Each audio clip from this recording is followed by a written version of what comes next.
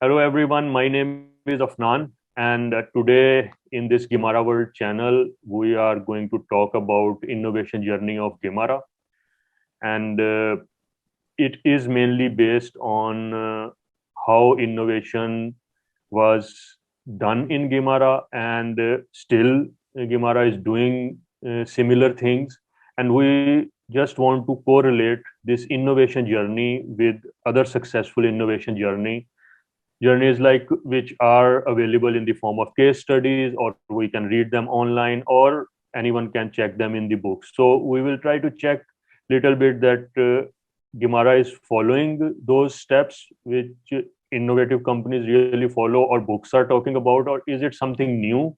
So today with me to discuss this thing, co-founder and founder of Gimara, Maria Ahola and Raisa Haikala.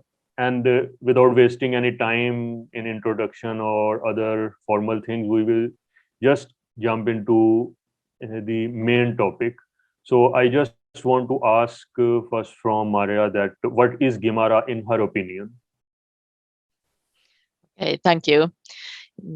In my opinion, Gimara is a company that wants to research and develop new and truly serve customers. And I think our expertise is strongly from immigrant field. And in addition, our team has deep expertise in language teaching, pedagogy, especially digital pedagogy, technology, and also innovation, as well as business processes. And we are a small company that has done big things with little resources. And we have quite wide goals. Our goal is to increase equality in education globally and to promote ethical and sustainable working life. Okay, thank you. What do you think, Raisa? As a co-founder, are you agreeing what your company's founder is saying, or do you think you have a little bit different understanding of this startup? I would say that this was quite emptying answer what Maria gave, and it was well aligned with my thoughts as well, and especially the values that were the first reason that I feel that why we started the whole company. It was the equality in education, and education definitely is. I would just maybe like to add for Maria's definition also that I see Gimara at the moment as a network of professionals, and they are all somehow related to the immigration. Yes, and I just want to say, although I am part of Gimara one way or another now, but as we are going episode by episode, so this is the first episode, I am not going to tell about myself what I think. I will tell once my turn will come, or when my journey started with Gimara. So right now, it is only about both founder and co-founder because they have started it and this is what they think. So my turn will be later on in future episode, but for now I just want to know like the first tipping point, like where you both thought that like Gimara should born, and you can little bit tell about the thought process, what was going on both back of your minds, like this should happen, and also you can briefly tell about that why the name Gimara, why this you have given this name, and like is it like some Finnish name or something, or what's the reason behind it or story behind it? So please, any one of you. Maria, if it's okay, maybe I can start. Maybe you can start. Yeah. So I see the reason why Gimara was born was that we were working together for a different project, and we already noticed many things that work super well, and we were so excited about the things that okay, this online teaching can actually work and it can solve so many problems. That was well before COVID came and everyone became online, whether it's pro or against. the online education. But however, there were so many things that we felt that, okay, this is working well. We have to start to do something with this. There were many problems that weren't solved at that time, especially for immigrants in Finland and for their language learning, especially those that were working and were not able to join regular lessons and so on. So I think that was the tip point why Gimara was founded in the first place. And we felt that we shared the same values with Maria and same enthusiasm maybe to do things, and maybe some craziness as well to do and things. Same understanding of pedagogy also. That's true. Yeah, it was very, that's very good add there, definitely. And about the name, the first idea was to combine our first names, Maria and Raisa. So that's where Mara is coming from. And we thought that we are something magical together. So that's why it became Gimara. Okay. And what is your opinion? This is interesting. And Raisa, you can also tell a little bit about your background, and then Maria can tell, because now you have highlighted that you have the understanding of this immigrant background and why you have that understanding at that point. If you can tell a little bit to the audience. For me, it is okay, but maybe it is better that people should know that many years experience you both have. Sure. Maybe Maria, you would like to start. Yeah. Maybe I can start. So we developed an online integration training for one Finnish company, and as Raisa told, it was really good experience, and based on reasons Raisa told, we decided to set up Gimara. But I had a long experience already of online learning with immigrants, and I had developed before Gimara many models already and done teacher training, online teaching for years. And then Raisa's energy and ability to jump to different drama situations made our product every day more interesting. And all the time we listened to customers and customers' opinions and feedback, and developed our products and what we were doing in our way, always based on customers' feedback. But yes, my background is I have been in integration training and different company trainings and developing different teams in this area nearly 30 years. So maybe shortly this way. Yes, very good. Yes. And what about you, Raisa? What's your background? And similar background in that sense that I've also worked with integration training in Finland since 2005, and I'm Finnish as a second and foreign language teacher. Online teaching was a way for me to work because I'm also immigrant myself, and I have been living abroad last 10 years. And also that kind of experience of living in another country gave me more profound understanding of what should be taught and how it should be taught. Because I noticed after a while living in different countries that actually I have been teaching things that I never need in another country. And there are many things that are more important to learn at the very beginning, and the situations that you need to face and how the different societies work.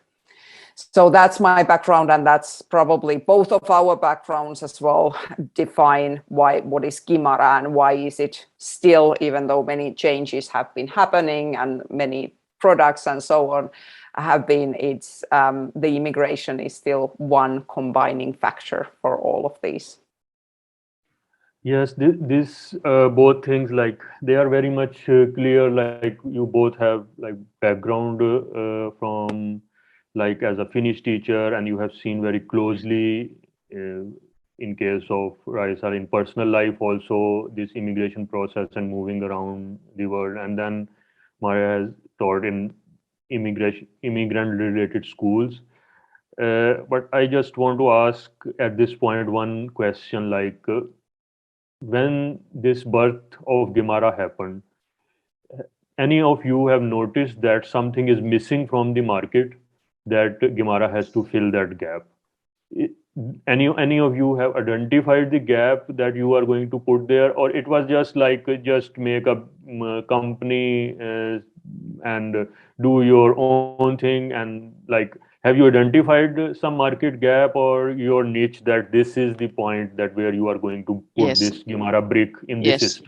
yes. It was in at October 2015, and at this moment when we were working both in online immigrant training, we noticed it that there is people who really needs more flexible, more effective, more something different that exists not at this time, and this was reason we wanted to develop something, some micro learning for people who are working and they live hectic life, and they need some different product, and this was reason at this moment why we found Gimara.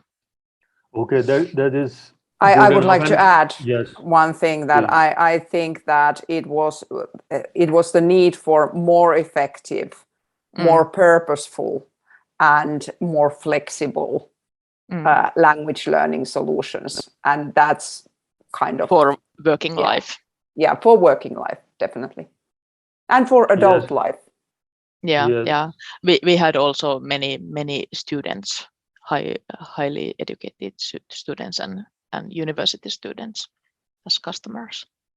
So as myself already said that I am not going to talk about myself, but I just want to give 10 seconds about it. Like this was one of the reasons that we get to know each other. Nothing more than that right now I want to tell, but this is what the reason that flexible word and Cliffhanger. this adult life that we will talk later on.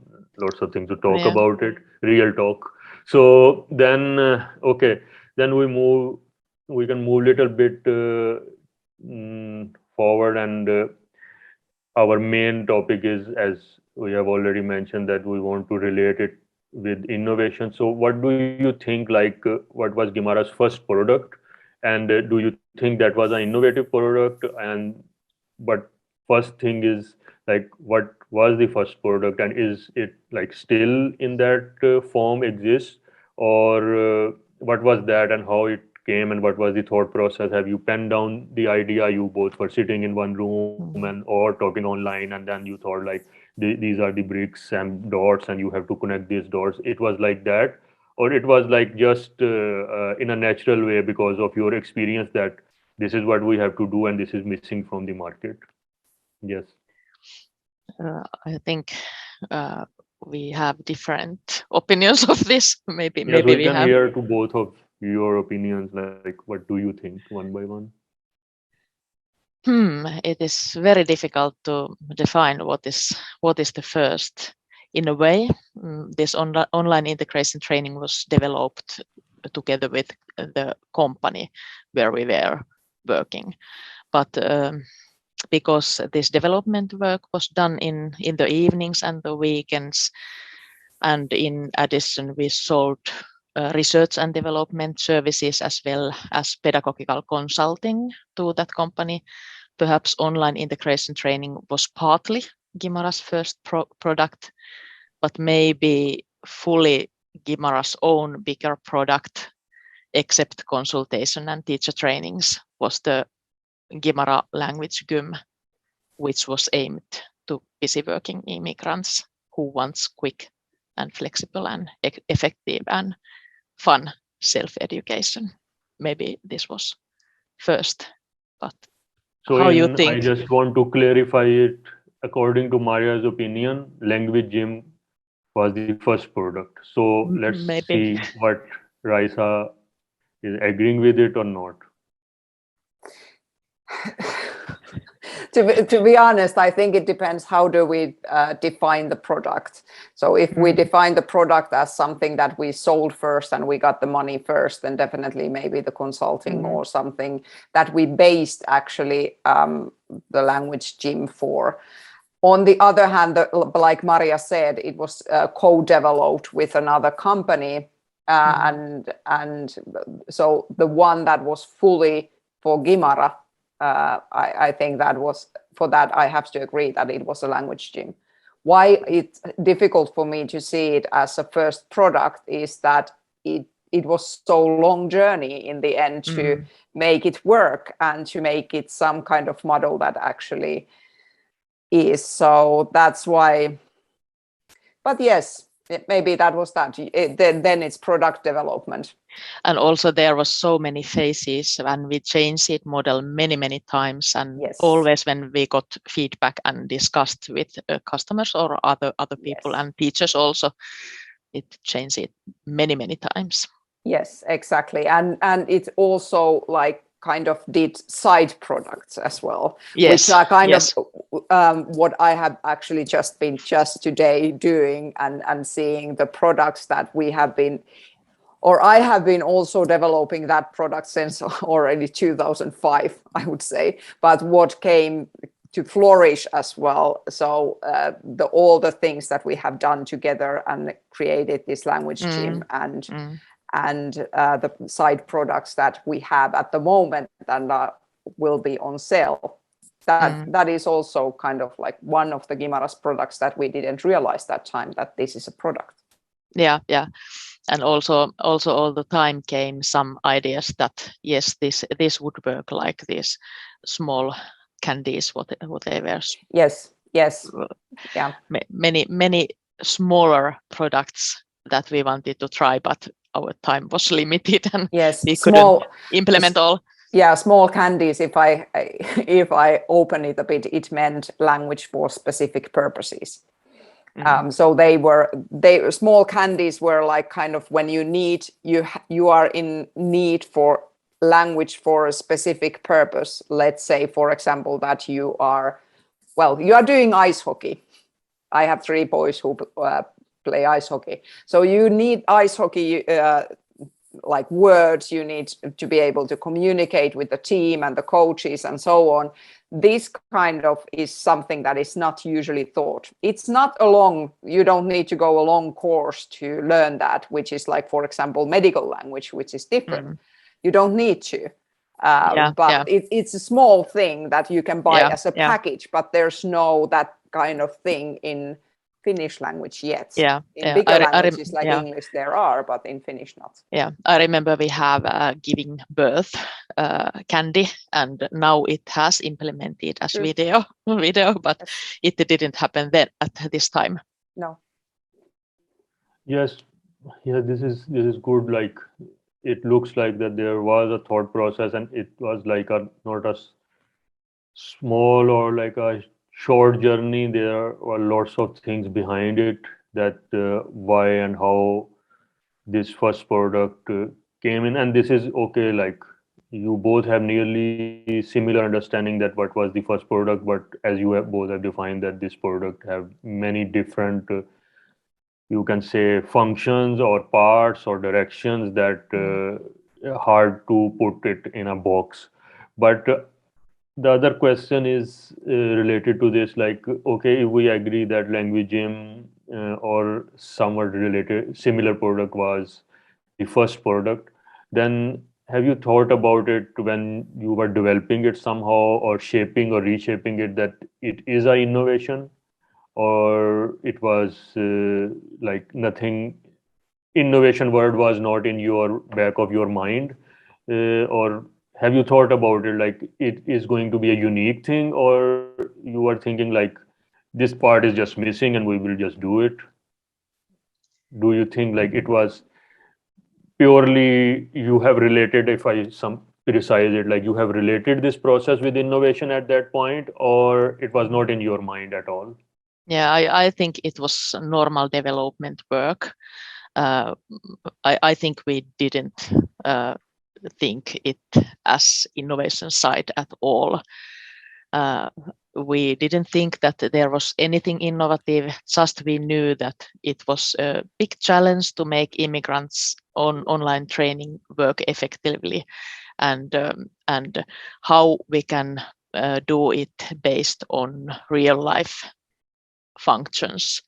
And also when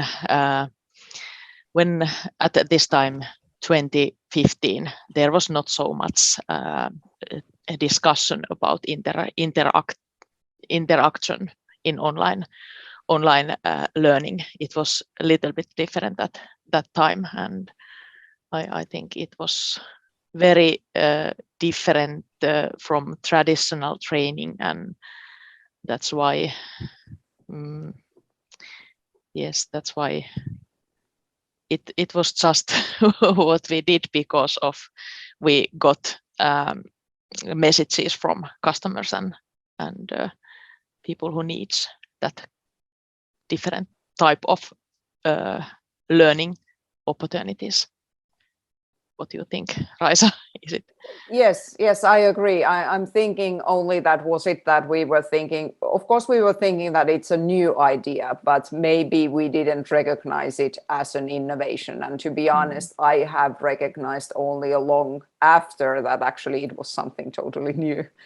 But I'm not sure if, like Maria said, that was product development. It was all the time as well, the same time, the business model development.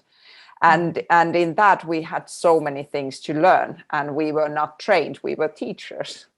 We were not entrepreneurs. We didn't know what is a business model, and we were learning all that. Of course, we took the courses and so on, but I have to say that there weren't many that were really like aha and wow experiences that time about the business development. There were questions and we thought that, okay, this question is not important to us at all. So in that sense, I also didn't feel that we are creating something innovative that time. Yes, so I am just trying to process this information with reference to actual innovation process information, and I am just trying to compare it like a case study. Like maybe in the end, after a few episodes, we will realize that it is something little bit different than innovation, and it is exactly what innovation looks like, but we are also navigating this process. But for now it looks like that there was something behind it which you are thinking that it is a new idea, but because it was not tested, somehow it was not implemented, it was not tried in that way that you both wanted to try it, so that thing was there. But putting into the pure theoretical words, or as like pure like innovation language word, those things were not existed. And as you mentioned clearly that you both have the teaching background and you were teachers, you were not entrepreneur. Yes, you have studied it somehow, but obviously you were not living in Silicon Valley and you got the idea and now you are looking for funding, and you know that also. So it was not like that, but in any way it was in the mind that it is somehow the new thing you are thinking about. But next question is like, have you thought about like because if we go by the book, and by book I mean there are few standard books of innovation management which schools and university use them, and one of them is Innovation Management by Ted. And if I want to go by chapter, and if in the first chapter they talk about types of innovations, and when innovation process start, at least we have to some way make boundaries that what type of innovation it is, so that we can navigate our process easily. So for example, as you said that you were not using at that time innovation word, and like a new idea word was back of the mind. So what do you think, that it was an incremental innovation or radical innovation, or it was an incremental idea or radical idea?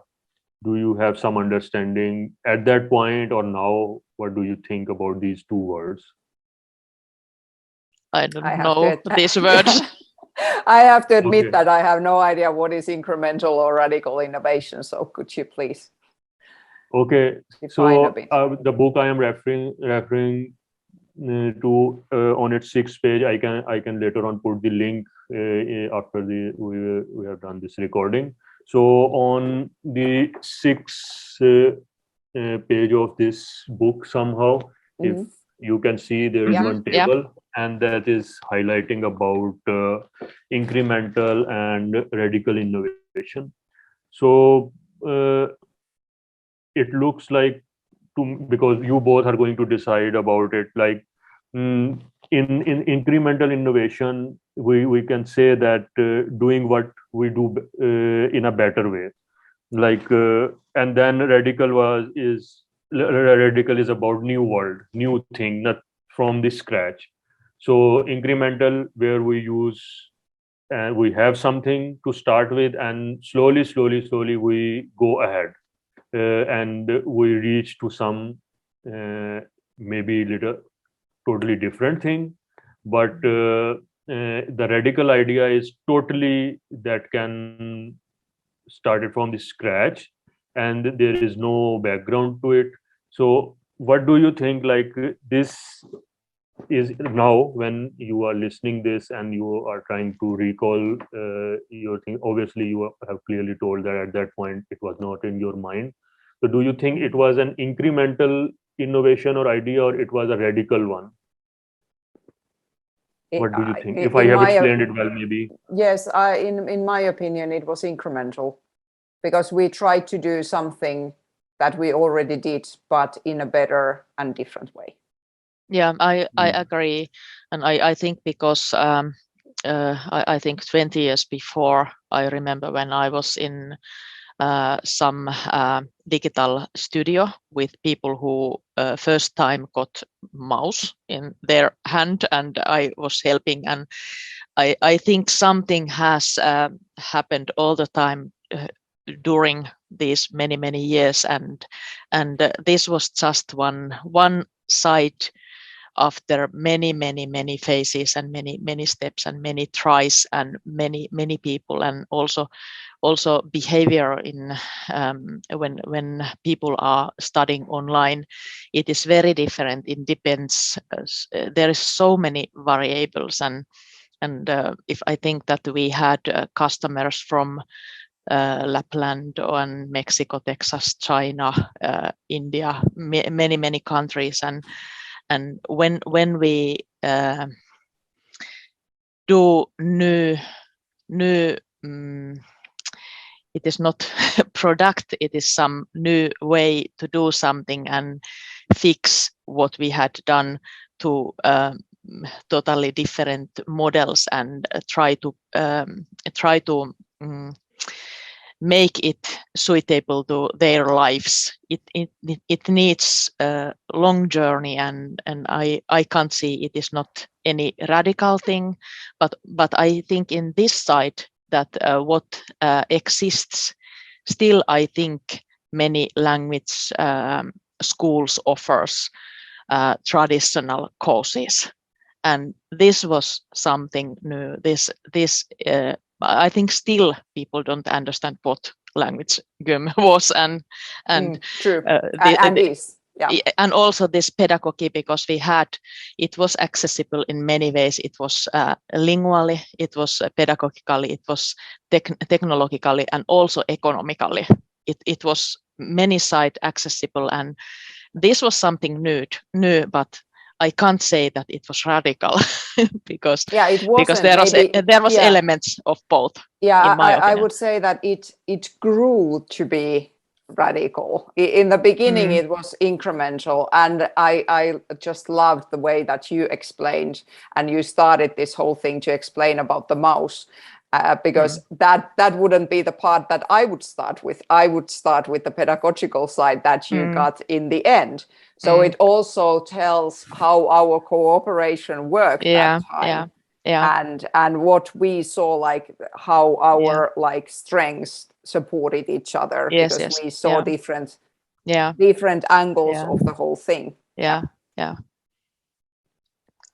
So if, because I don't say myself like I know so much about it, but whatever basics I know, and after listening you both, and I just want to tell everyone that we haven't talked about this before ever, that I have never talked about these two types of innovation with Maria and Raisa, although we have worked off and on a lot of design making things and other things, but we have never really sat about history some of point, and then I have explained it to you. So this is, we are very fair about it.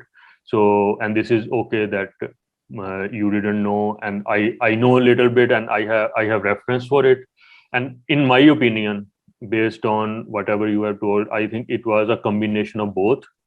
And it looks like that somehow incremental and radical innovation were overlapping in your process. Maybe when we will go ahead in further in this innovation process of Gimara and next episode, maybe we will able to find out clearly that what type of innovation it was. But for now, it looks like that because you have this background, you have this, you have done, for example, this immigrant training. So we can say that you are doing those things in your individual capacity. You are trying new ideas. Yes, you are trying. Are you saying something, Raisa? Because we didn't hear you.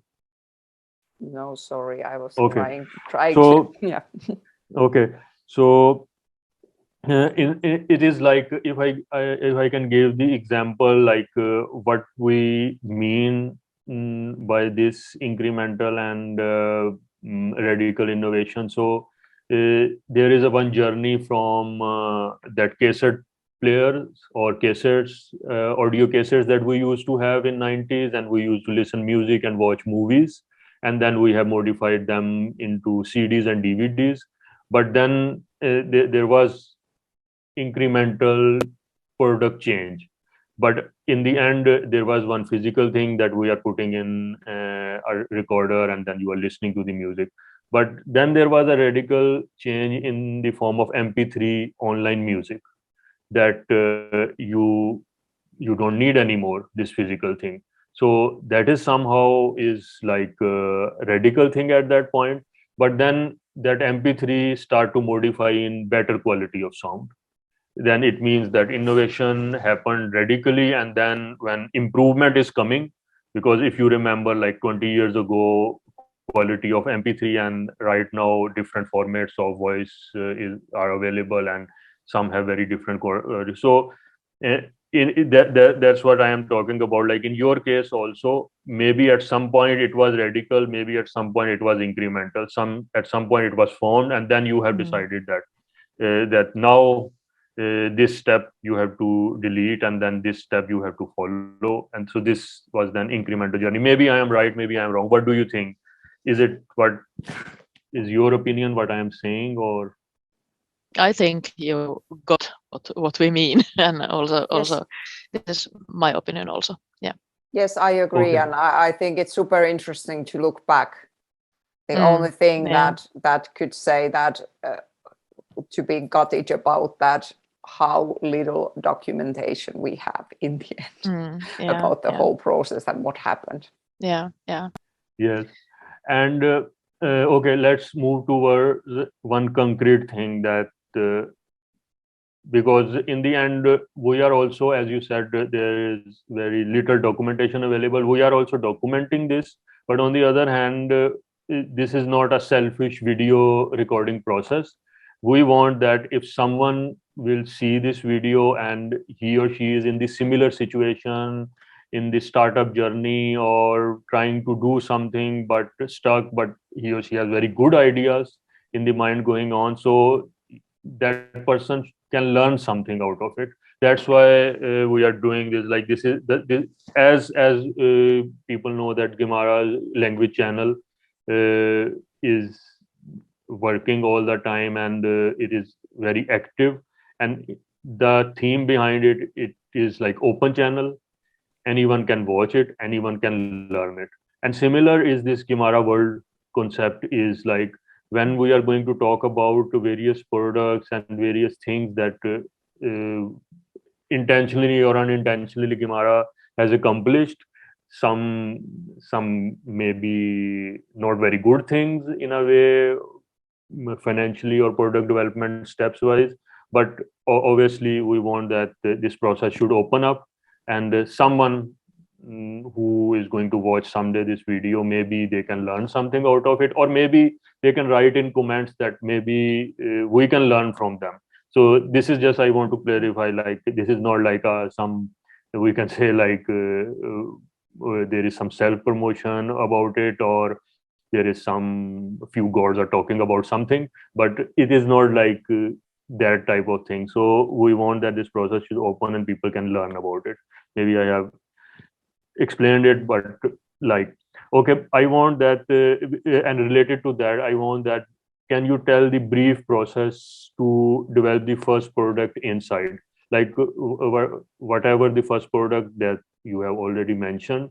So you can tell that what was the process of inside product development, in-house product, as we know that whatever product Gimara has developed, they haven't buy from anyone. So like it is your own in-house development, and you are not outsourcing any R&D or products or anything. So can you elaborate a little bit that what is the development process of the first product? Maybe I can start.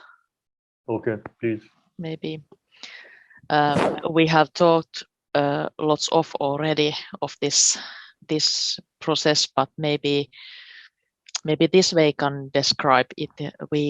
It was wholly based on desires of customers, and we had many possible customers that contacted us, and they didn't even have had opportunity to join any language trainings before, and they were very busy businessmen and women, home mothers, pensioners, IT workers, researchers in universities, and they had limited time, and they had very, very wide will to learn, and no training was flexible enough. And we found idea of offer micro-learning, and it was based on high-level pedagogy, and also we had, because of our experience, it was based on European framework of language, our hearts and experience, what the language learning should be. And we tried really to answer customers' will and made it with joy and full effectivity. And there were many phases, like we talked before, and we changed the model many times to better and took tips from customers and everyone. Economical accessibility was our will, and it still is, like you can see in our channels if you go and check. But also it made us very poor entrepreneurs. We didn't find the stone of wiseness how to do work with high quality and also at the same time cheaply. And this was maybe one story of this. Do you agree, Raisa? Yes, I agree fully what you said. And I think one of the most important things was also that we just started it. When we had our first customers, we just head to it without having anything. And that's kind of like one very important learning for me as well, because I want many things to be very perfect before they are out anywhere, to learn that, okay, you just go with it and you do something because you just have to start and go ahead. And definitely that's very important point, that everything was developed with the customers. So we took the feedback from the customers and so on. But yes, we weren't wise that time about the business model. But it was also something that we did because it is still something that is very valuable to us. And I think kind of in making even this video, it shows that we weren't the ones with a huge network or someone to invest on us.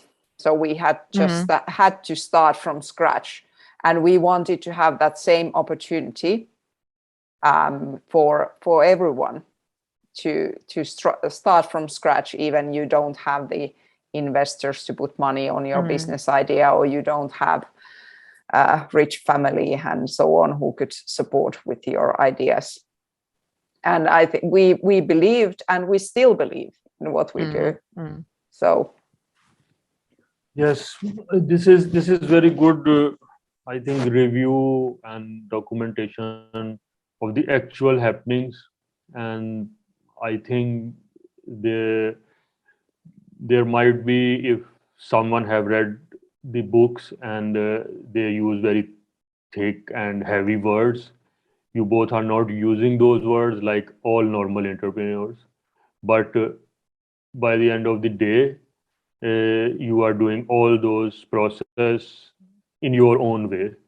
So I think if I briefly can tell you a few steps of product development, I think one time I have talked with Raisa at some point, but not in detail, as I have just mentioned that we never have like real discussion uh, about the in the technical words. We have never talked about it. So, but if some person who might be watching this, I just want that if I will mention some terms in that, and then you both can also try to relate. So, at the first step that you mentioned, also in the product development process or innovative product development process, there is the first step is idea generation.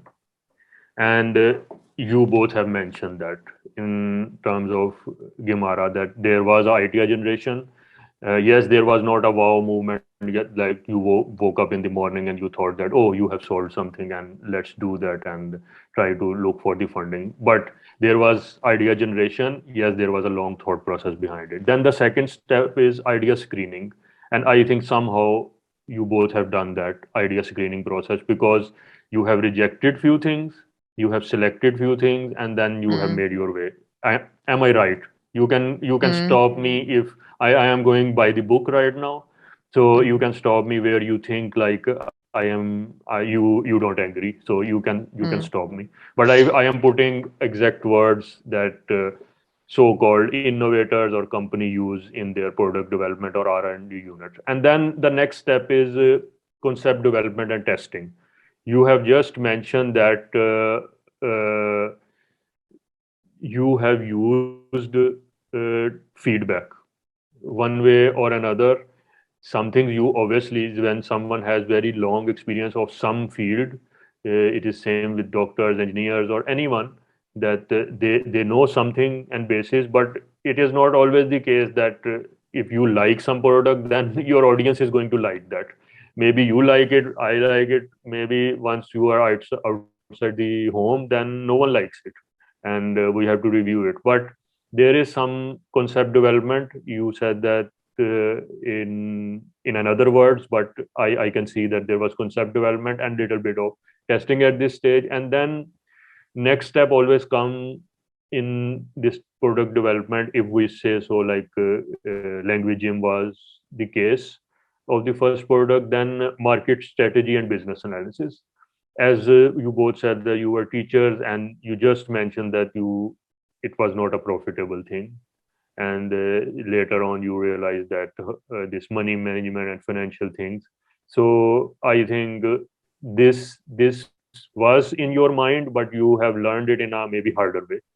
Am I right? Like, after losing something, and then you realize that there should be some go two step backwards and just review that is this business is working out. Am I right or wrong? Like this step came in your process? Yes, You it can say. definitely did, and I think it's valuable for anyone doing the going these steps to hear these steps, because we didn't know that this is happening.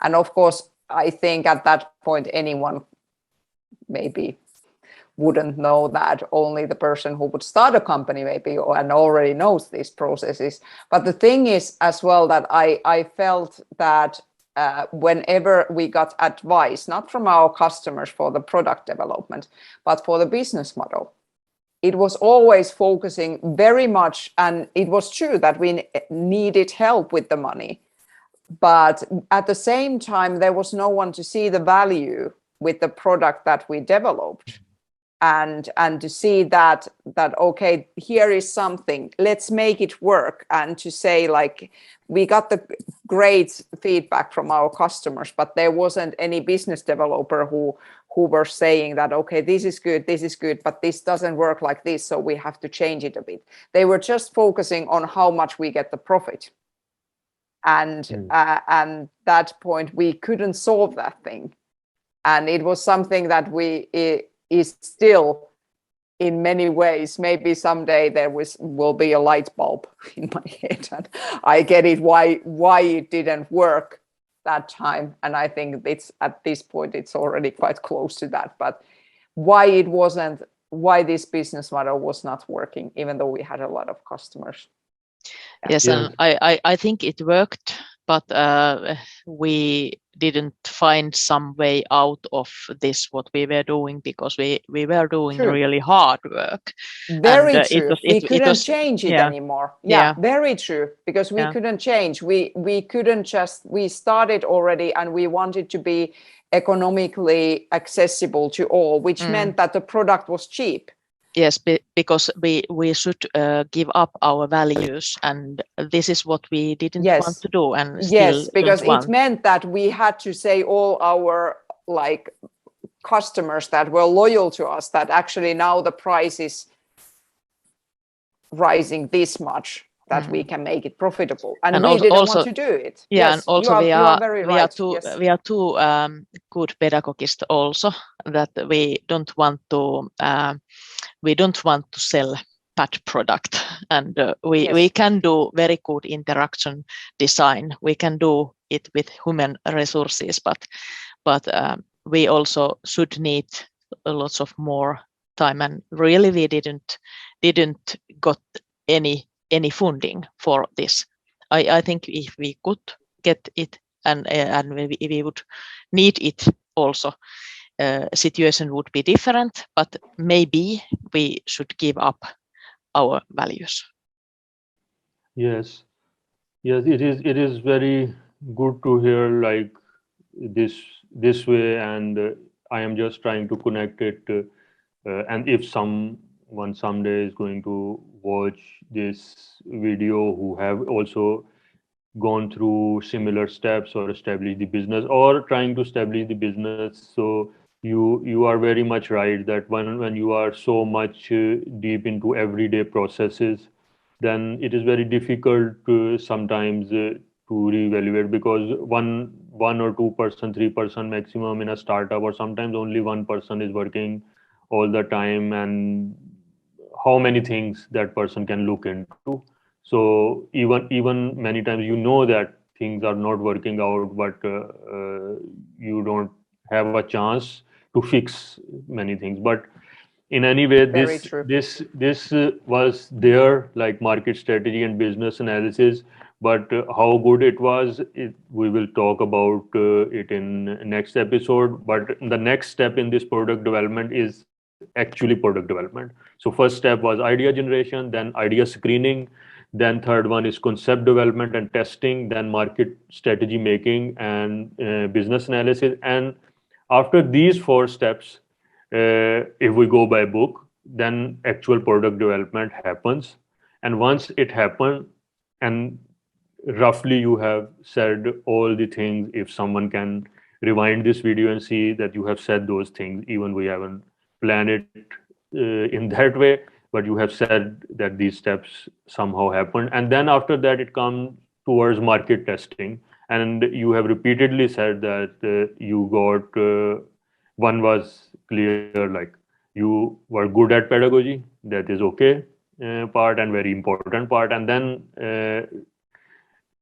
it is again coming to that point. Yes, you were good at pedagogy, but uh, is your concept which is in your mind, it is going to resonate in the market or not? For that, what is needed and what was needed at that time, and still it is the case that testing, market testing, and you have just started it, and even never thought about it, according to my understanding, so much about consequences, that what is going to happen. So you have thought about it, but you haven't seen it in that way, you, because it was just a service, innovative service development, and you were thinking that things are going to be easy. But once market testing start, you start to get feedback, and it was quite good, according to my understanding. You said that people were giving feedback, and can, do you think it was the case, and that feedback helped you to develop this product little bit more at that stage or not? Of course, Or at yeah, least yeah. you realize that things are working out. So it is not idea in your brain like you are very good in pedagogy and people should follow you. This was not the No, case no, anymore, no, because no, now no. product is in the market Yeah. and feedback is coming. It was about the feedback, definitely. Yeah, and part of pedagogy is that you react this feedback, and you are base all your teaching and all your products on this zone of proximal development and this accessibility. And I think and I dream, and we dream together also, this that we can implement it later with somehow different level, and this was just first step. Yes, what we have done. I think feedback definitely was important. We got the feedback about the product itself, but we didn't have a mentor to develop the business model and to give the feedback about the business model and see like to engage with us with it. And I think that was one of the biggest reasons, looking backwards, that we weren't there, we weren't ready, we didn't have the knowledge and all the things that we know today. Yes, and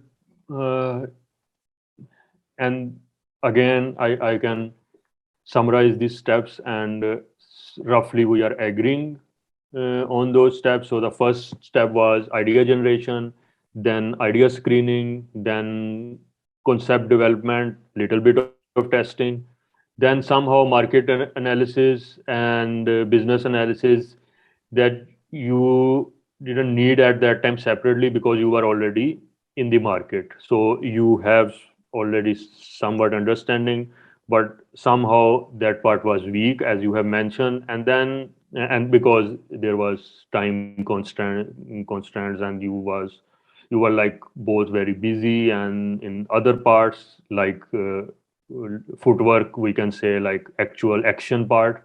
And then product development happened, then market testing kind of started, and last step we can say like complete market entry and commercialization. So what do you think to this last part, like when market entry happened, and there were, for example, 5 student, 10 student, you are testing, feedback is coming, and is there like some point you thought like now we have to offer more courses, or we have to commercialize it, we have to make money out of it?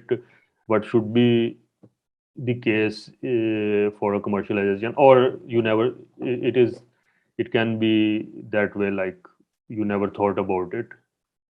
So what is your take like for commercialization of this product? In my opinion, I think Maria can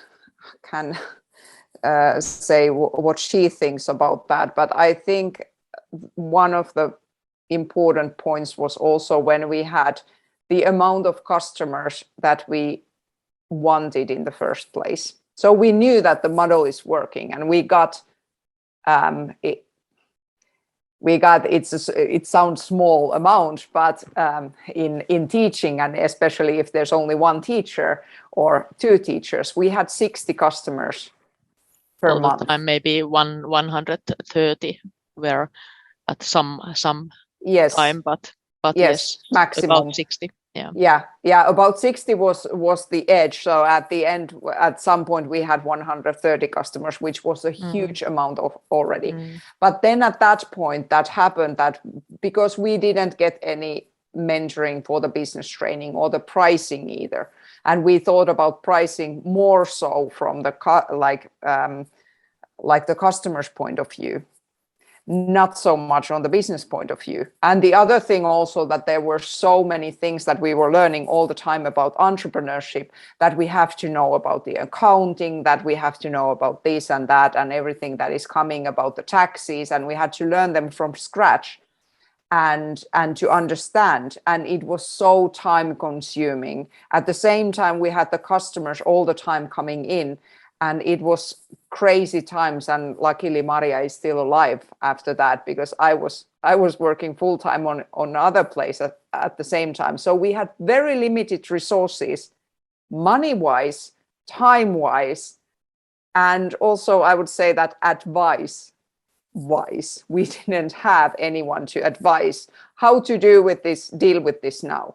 And we were at that point, we were so tired already that we didn't want to disappoint our customers, so we just had to take it down little by little. I'm not sure if I would like to have at this time advices from anyone, and I also a little bit disagree. I think this pricing was okay, but this way we used our own time was bad. And I believe in artificial intelligence and also automatics. I know we have discussed many times about what is part of artificial intelligence and what it can do in interaction field and what is humans field in this. And I believe that this can develop, but at this moment we had only us, and we didn't have really time to do this whole model full. And now we are on this way, and I'm not sure if I want to ask advices from anyone. Maybe Afnan has given us very, very much briefing and also advices, but if some mentor comes and says me that now I solve your all problems, I would say that no, thank you. Maybe if there comes some very good, maybe it is okay. But also I don't believe that this pricing was so bad. It was just how we shared. Yes, very true. And we can think about it. Pricing was not the only thing. There were so many things that were involved that we didn't fit into the business model, and all the administrations for the company. That was also a big thing, and of course outsourcing is one option. But when you don't have money, you can't outsource anything. You have to do everything by scratch yourself. And there's a lot of working hours to put that. And you are very true. You are very right about that also, that I'm not sure if I would take advice from any mentor that is coming and saying that I will help this business model. But at least there would be like someone would say that, please read this book. You need this book or something, some kind of like, the mentor has to be quite wise in that sense also. Yes, both of you have mentioned and few things that now coming in my mind, and I think as Raisa has also said that there were many processes going on, and you both were trying to learn what is entrepreneurship, what can be innovation, but obviously the word was not exactly in your mind at that point, like new idea or whatever product you were developing. So I think both and you were saying that maybe if someone has given like some tips to you, or but it depends that who is giving tips and who has like ability to give that type of points on, because you can get all types of very so-called wise advices even from your family members.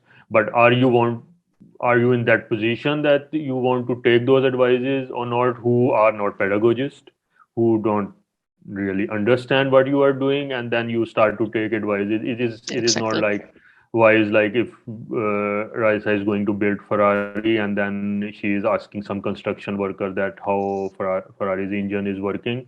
So, but he might have some advices, and he is going to give you advice, but in the end, is that advice is valuable or not? With reference to that, if Yes, Maria and can show two products on the website.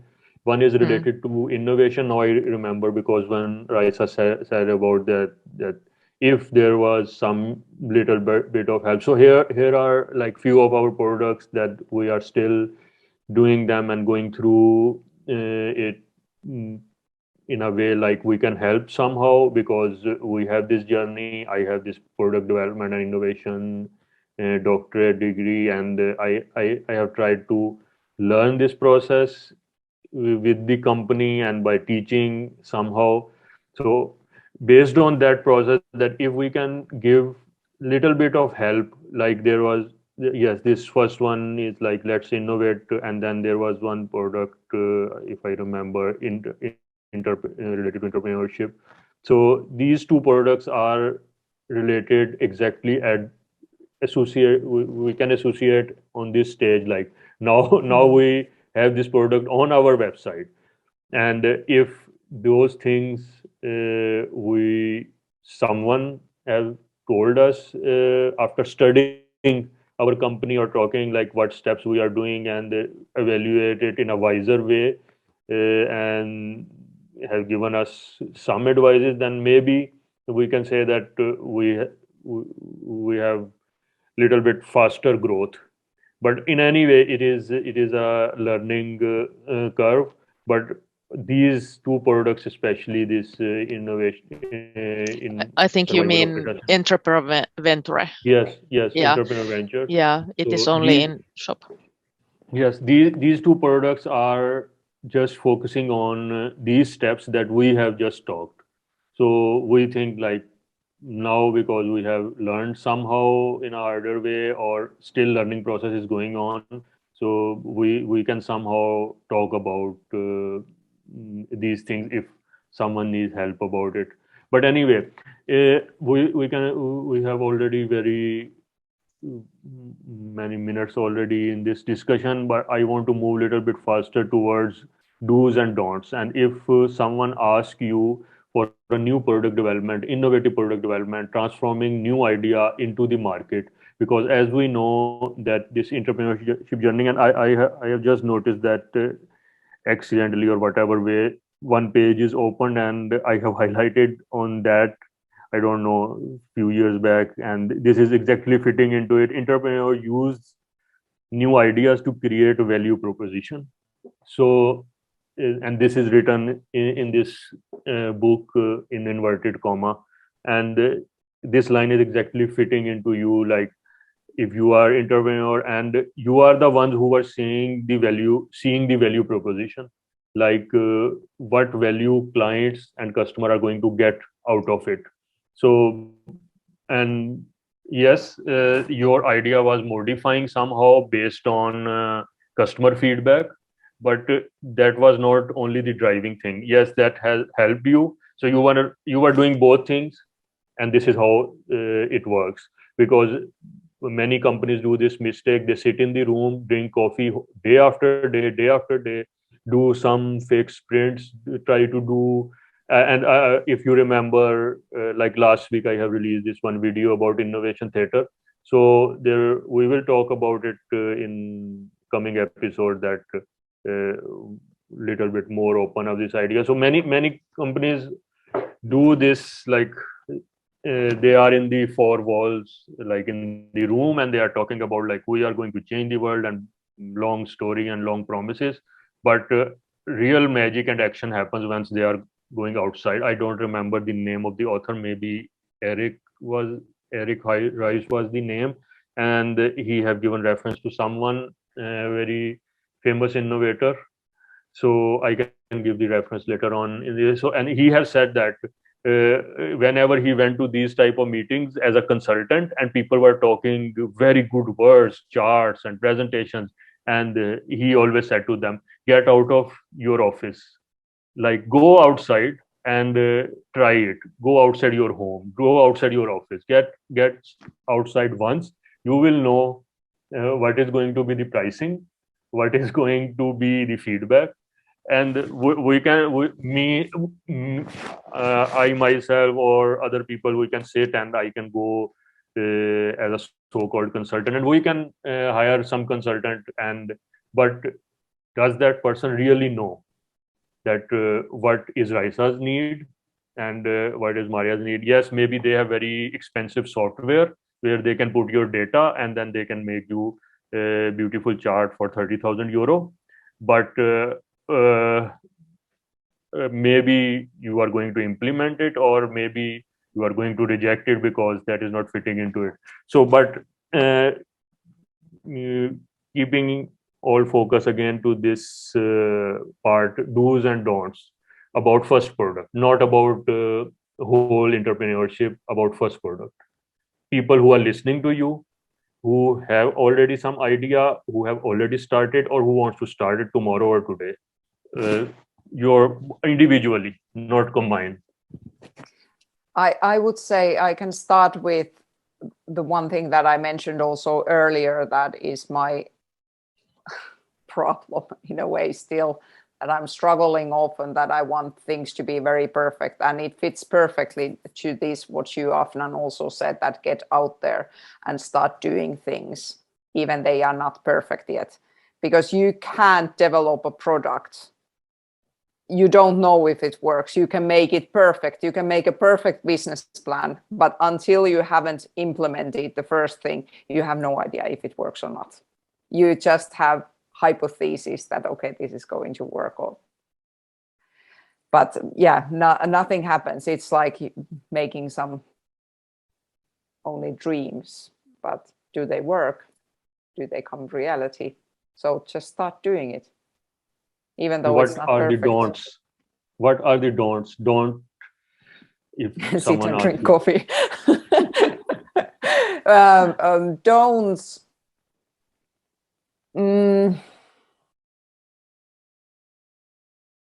That you have learned in a harder way, Yeah, but you want that. Yeah, I will. I have to think about it still. What is a don't? Because I think this same thing could be vice versa. That don't just sit and think about it and make it perfect and continue making it perfect without discussing with the customers, because that was, I think, one of the mistakes also that we did, and I think that was a lot of my fault as well, that I wanted so many things to be perfect, like the materials and everything, that we started to do things, and they are never perfect. There's always constant development, and that is something that I can only see at the moment. So I just want to summarize it, what Raisa has said, and if I am wrong, you can correct me. So the first thing that your advice is just go outside that we have just talked and try it and take the feedback and then improve it. And about the don'ts, uh, you mean also on the other way around, that you don't have to be perfect, you don't have to sit so long inside that Yes. then you will launch something or you will try out something. So yes, I really think that I am again. I summarized it like, Don't try to come out with ready-made product that will sell like this, because that's never going to happen. yeah, that's never going to happen. Yes. So what about you, Maria? Do's and don'ts. Yes, I just said that I don't want mentors and I don't want to listen to everyone, but this is what should do. It is very important to hear advices, but not to lose yourself and your own purpose at the same time. This is important, and I would say that always listen to your customers, believe in yourself, love your work, prioritize, do it together, sleep sometimes, and don't do too much at the same time. Don't do too many things at once. Yes, Just, this is very good also. Don't think that everything needs to be ready today because it won't be ready today, or it needs to be ready tomorrow. And what Raisa said about this perfect things, I don't try to do perfectly at once and get feedback, and learn all the time from cooperations, customers, the world, and keep eyes and mind open. Yes, and yes, and I also love this, the way that you said that take the advice, listen to people, but there are so many advice, like Afnan also said, that everyone has an opinion about your business and they give you very good advices and very bad advice as well. So both. So don't lose yourself, trust yourself most, and always say just thank you for the advice, and then you consider will you take that or not. But the customers are your best advisors.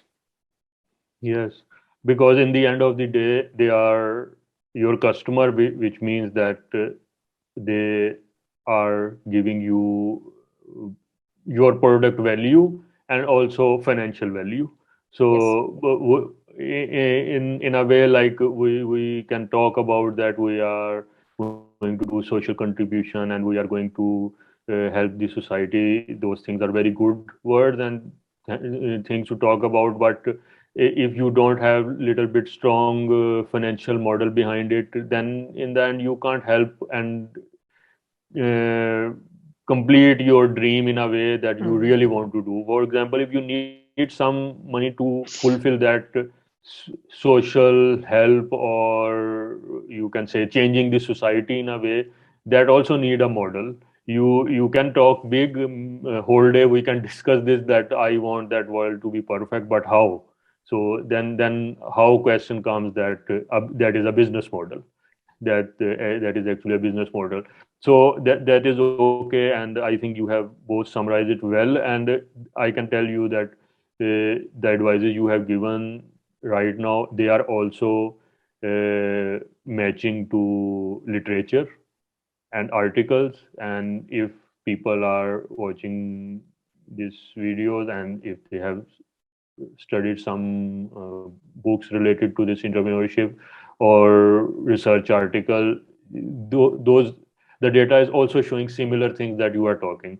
But the last thing is, I just want that one tip for a quick like a quick tip for a startup developing first product. So you have given do's and don'ts while developing it, but what is like a single liner tip for a startup that is looking to develop a product? And here is the silence. Yes.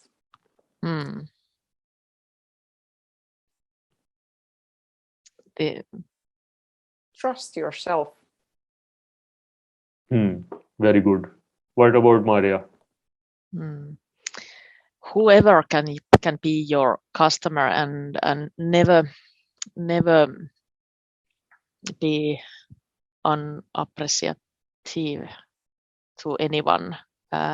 It is also important that you can do segments of your customers, but also don't think that don't put too strong categories, and meet everyone as human, and don't categorize too much, and be appreciative always.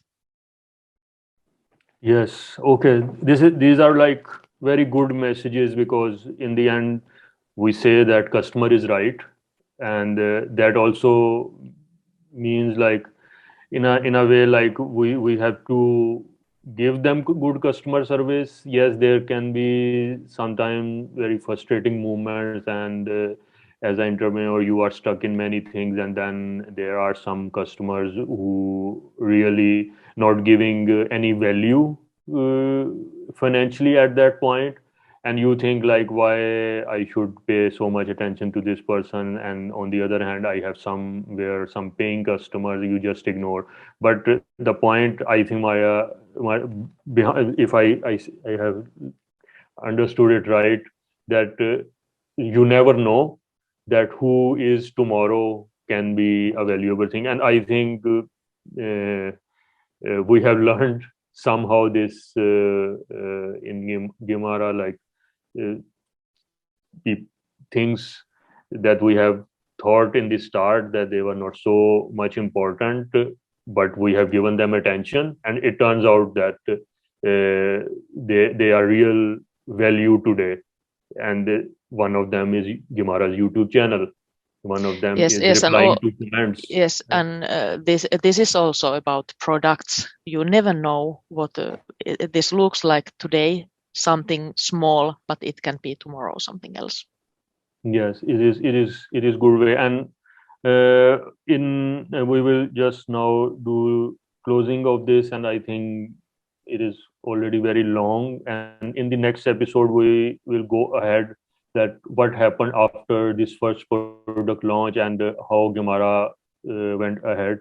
And in the comments, you can also tell that if you have some questions, and also none of us are native English speaker people, so just bear with us, and just accommodate us. We are just trying to focus on the innovation process and trying to give the message. And you can tell us your feedback, and if you have any questions that just after watching this video and you want to ask something and you think like that can also be helpful for us, you can also give that feedback. But in the end, I just want to say that in the next episode, as we say that there is some child who is like a toddler who is trying to walk, and then during that learning process he fall again, and then stands up and he falls again, and then finally he start to from crawling to walking, and there is a journey. And I think that is the startup journey, in my opinion. If I can compare it, and you are going to hit like a toddler too many times to make in this chair, table, or thing, and then you are going to cry. Then you are going to stand up, and then you are going to walk again, maybe, and then maybe there are times that you are going to give up for a while, like a toddler, and you will sleep for 10 hours, and then you will wake up again. So I think there are no hard and fast rules. Everyone can have their own opinions, but in the end, as you said, that everyone have to navigate their own way to achieve the goals. But obviously, I believe in that we, by achieving goals, I don't mean like we do some stuff which is not so ethical. By achieving the goals, I mean that we have to work hard in many ways. Something is not working out, and we have to take up other things. And also one message that companies really think that very difficult for them, also for the developers, that is killing the ideas. And that thing is so important for any startup. Anyone can have, especially startup people and entrepreneur people, they can have 90 100 ideas all the time. But wise people and successful people are those, in my opinion, and all the other successful startup people and case studies are saying that those people who are ready to kill the ideas. And what does that mean? That means that you have to select somehow one thing, two thing, three thing. You can't follow 100 things. So those people and innovator who are ready to kill the ideas, they are going to be successful sooner or later. And Steve Blank has talked about them recently, this thought about the public sector. He have highlighted about that public sector also have to review things, in terms of killing the ideas. That if something is not working out, then why public sector have put 2 millions on that? Why not go back 2 steps, review the process, kill 3 ideas, take 1 idea? So this is what you have done also, in my opinion. And if I am wrong, you can just say it in 1 minute, then we will end it now.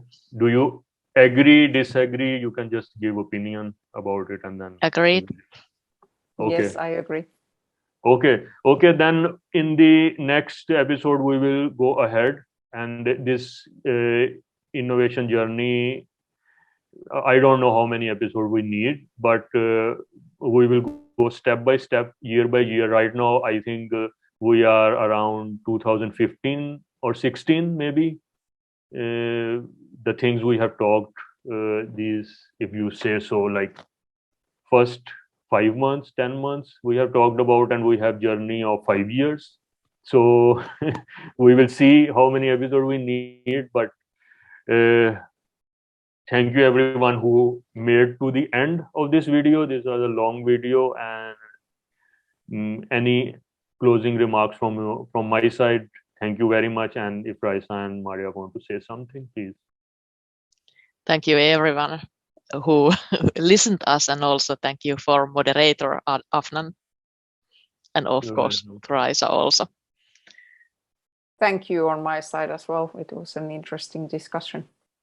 Okay, see you in the next video. And if you need more information, you can check our website. We will put link in the description, and you can check different products, and there are lots of materials also, and new materials will be published in coming weeks or months. So we are working on that side also. So just check our new website, gimaraworld.com.